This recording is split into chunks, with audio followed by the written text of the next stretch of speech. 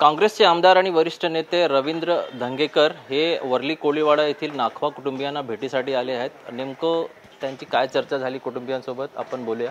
Sir, ही जी पीडित कुटुंबीय आहेत त्यांची आपण आज भेट घेतली, काय चर्चा केली, काय माहिती त्यांच्या कुटुंबियांची काय अवस्था आहे? आज महाराष्ट्रामध्ये चाललं का अशी परिस्थिती निर्माण झाली। महाराष्ट्रामध्ये ही पब संस्कृती ज्या पद्धतीने आले त्या पद्धतीमध्ये माजुरी बापाची मुलं आणि माजुरी लोक या पब संस्कृतीमध्ये अडकले गेले। मग पुणे असेल, महाराष्ट्र असेल, नागपूर असेल, नाशिक, म्हणजे महाराष्ट्रातील सगळी शहरं ज्या पद्धतीने रात्रभर पब संस्कृती आणि प्रचंड प्रमाणात दारू पिऊन मुलं मस्ती करतात, त्याच्यामध्ये महाराष्ट्रात रोज आठवड्याला 1-2 कुटुंबाला तरी ह्याच्यामध्ये मुकावं लागतं। आणि नौका कुटुंबाच्या पत्नी प्रदीप नौकांच्या ज्या पत्नी ते 3 दिवसापूर्वी जो अपघात झाला, जवळजवळ 3 ते 4 किलोमीटर त्यांना फरफडत ओढत नेलं आणि परत त्यांच्या अंगावरनं गाडी घातली, म्हणजे क्रूर हत्या केल्यासारखा प्रकार आहे। एक सर्वसामान्य कुटुंब पोटा पाण्यासाठी बाहेर काय येतं आहे आणि व्यवसायासाठी जात असताना मृत्यू काय होतो आहे, किती प्रचंड भयानक गोष्ट आहे। आणि जी माजुरी बापाची मुलं, माजुरी लोकांची पब म्हणजे एक्साईजचे अधिकारी असतील, पोलीस अधिकारी असतील, राजकारणी असतील, जे काय असेल ते, आणि प्रचंड पैसा कमवणारे लोक रात्रभर बेकायदेशीरपणे ह्या ठिकाणी असे व्यवसाय करतात। आणि व्यवसायामध्ये ज्या पद्धतीनं हा अपघात झाला, प्रचंड दुःखदायक ही घटना आहे। आणि आज प्रदीप रावांना आम्ही भेटलो, त्यांच्या घरची परिस्थिती बघितली, त्याच्यानंतर प्रचंड ते व्यथित झालेत। एक पत्नी स्वतःची समोर डोळ्यासमोर फडफडत ओढून नेतात, त्याचा मृत्यू होतो, म्हणजे डोक्याला शॉक बसल्यासारखं आहे। आणि याच्यामध्ये आपले कायदे बी असे आहेत की त्यामध्ये 2-3 कलमं टाकले, 1 दिवस ठेवला, दुसऱ्या दिवशी जामीन झाला, पण त्या माणसाला त्याची परतफेड होणार नाही।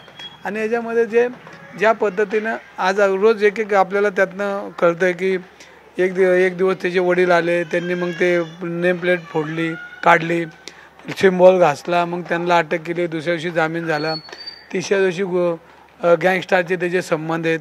नंतर कळलं की तो 25 वर्षाचा आहे, नंतर त्यावर अजून 4 मुली होत्या, मग त्या बारमध्ये गेला, मग 25 वर्षाच्या आतला नव्हता तर बारमध्ये गेला कसा, हा सगळा विषय बघितला तर प्रचंड प्रमाणामध्ये सरकारचा गलथनपणा आहे, गृह खात्याचा गलथनपणा आहे आणि प्रचंड पाकीट संस्कृती या महाराष्ट्रामध्ये आली। त्यामुळे महाराष्ट्राची तरुणाई उद्ध्वस्त होतं अशी कुटुंब आज मृत्यूला समोर जावं लागतात।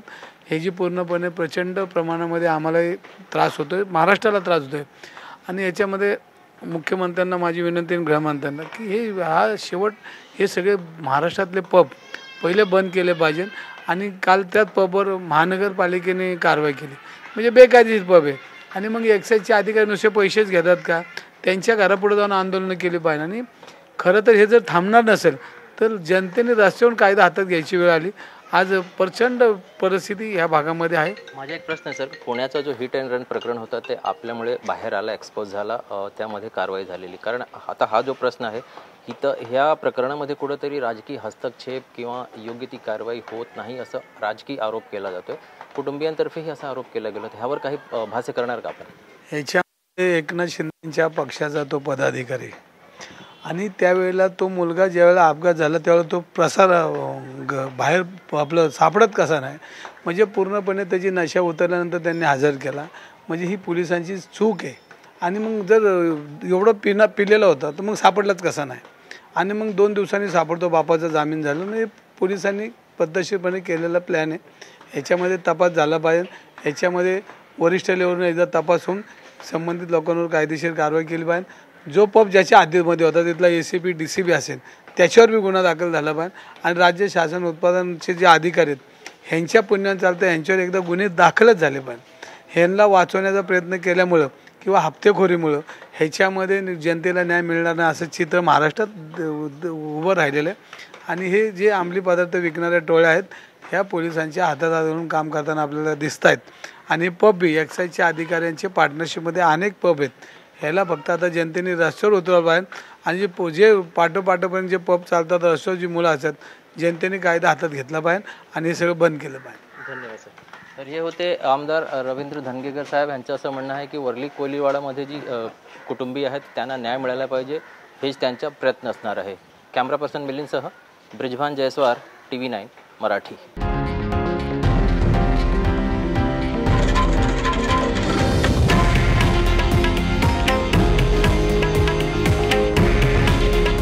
हे आहे देशातील नंबर 1 न्यूज नेटवर्क आणि आपण पाहत आहात TV9 मराठी. काळजी तुमची, हित महाराष्ट्राचं.